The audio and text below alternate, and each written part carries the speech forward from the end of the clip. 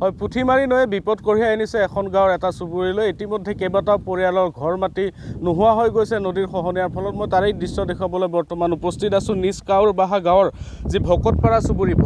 চুবুৰীত ইতিমধ্যে প্ৰায় 15-20টাকৈ ঘৰ নদীৰ বুকুত বিলীন হৈ গ'ল বিগত 2টা বছৰে ভয়ংকৰভাৱে অব্যাহত আছে নদীৰ খহনীয়াই গাঁওখনৰ পিনে বিপদ কঢ়িয়াই আনিছে নদীয়ে গতি সলাই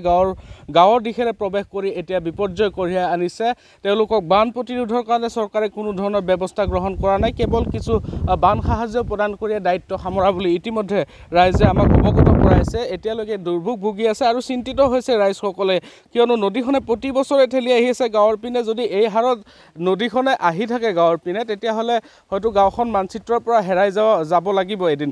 এই পৰ্যায়ে তেওঁলোকৰ হৈছে এনেদৰে তেওঁলোকৰ থকাৰ বাবে আশ্ৰয় নোহোৱা হৈ গৈছে মোৰ লগত লোক আছে মই তেওঁলোকৰ পৰা জানিবলৈ কিছু চেষ্টা কৰিম কেনে ধৰণৰ অসুবিধা হৈছে কেনেকৈ বাস কৰি আছে আপোনালোকে কেনেকৈ কৰি আছোঁ আৰু কি কৰিম আৰু উপায়তো নাই মাটি বাৰী ল'ব পৰা নাই টকা পইচাও নাই এনেকৈ আৰু ভবাও নাছিলোঁ যে সপোনত এনেকুৱা হ'ব ইয়াতে থাকিব পাৰিম বুলি ভাবিছিলোঁ নদীয়ে এনেকুৱা কৰিব বুলি কেতিয়াও ভবা নাছিলোঁ কিমানটা পৰিয়াল নদীৰ বুকুত বিলীন হৈ গ'ল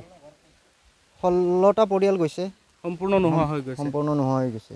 কোনো চিনবিনে নাই তাৰ আপোনাৰ কি ক্ষতি হৈছে মোৰ ক্ষতি হৈছে বাগান গৈছে কলৰ বাগান আছিলে তামোলৰ বাগান আছিলে এইবিলাকেদি চলি আছিলোঁ এইবিলাক গোটেই লৈ গুচি গ'ল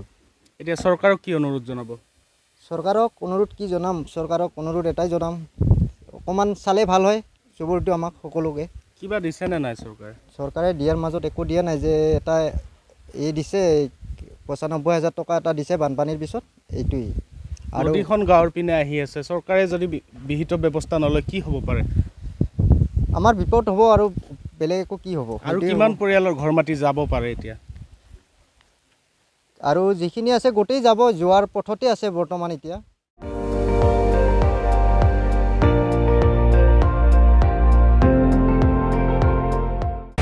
আপুনি চাই আছে ND24